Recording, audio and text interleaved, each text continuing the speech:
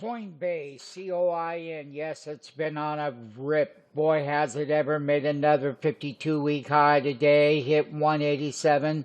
Stock is up $15. Yes, it is. It's been on a rip right along with other cryptos and whatnot. Just let me tell you, we called that low way back over here on 11/14 when we were down around $90, and we've gone up almost $100 since then, about $97 breakout. So what we will be doing is we will take some of the money off of the table. The options have paid a tremendous amount of money.